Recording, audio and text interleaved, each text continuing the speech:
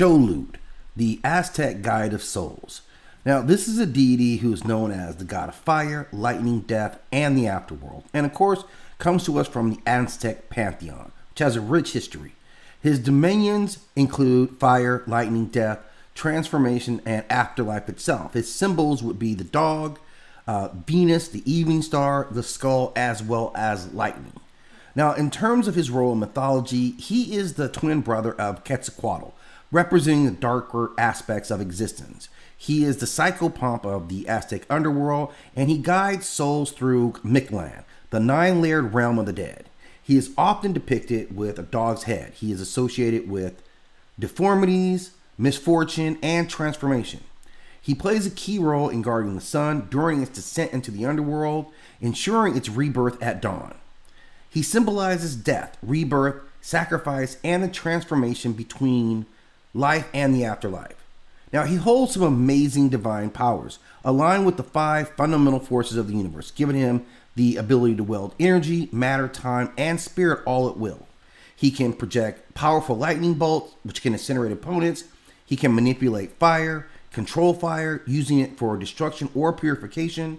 He has magnetic abilities to bend metals, disrupt electronics, and form protective energy shields. He can create plasma whips, energy orbs, and explosive beams.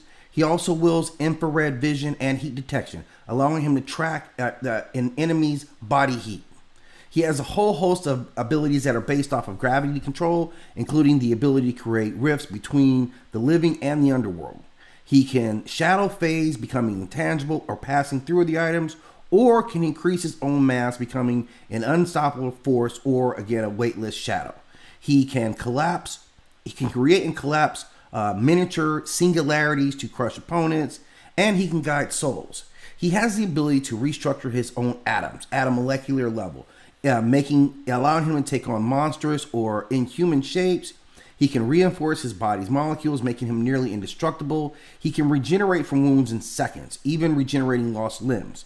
He can break down matter and other forms of objects easily. We've seen him turn weapons into dust, or can reshape the environment. He can adjust his own body to survive extreme environments like deep space or the depths of the underworld. He is a master at decay, accelerating decomposition of organic and organic matter.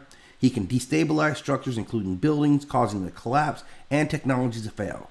He releases controlled radiation bursts to poison and mutate other individuals, and he can spread dark energy to wither life and create barren wastelands.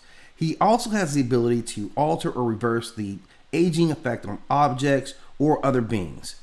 In terms of dark matter manipulation, he can make dark energy constructs. He can form weapons, armors, and minion from pure shadow energy. He can use shadow teleportation, instantly moving through darkness, and appears anywhere of his choosing. He can instill paralyzing fear in enemies, weakening their will. He can command ghosts, shadow beings, and other lost souls. And he can erase energy and matter from existence, consuming them into a void. He has the ultimate abilities, including what is known as the Eclipse of Mictlan, where he can manage all 5 of these powerful forces to change time, gravity fields, plasma storms, and create lightning to rip through the void. His impact culturally is massive. He is still revered in Mexico as a spiritual guide for the afterlife. His depictions of him appear in various films, games, and literature as a guardian of the dead and a cosmic enforcer. The Dia de Muertos, or the Day of the Dead, traditions reflect his role in guiding spirits to their final resting place. In final thoughts, he is really seen as more than just a god of the dead. He is a cosmic force of transportation. He wields fire, lightning, control of gravity, decay, and dark energy to shape reality itself. As a divine guardian of souls, he embodies the balance between destruction and renewal, ensuring that life and death remain in harmony. If you have more that you want to add to this piece on this amazing God of the Dead, please do so in the comment section. And as always, I ask that you hit that like and subscribe.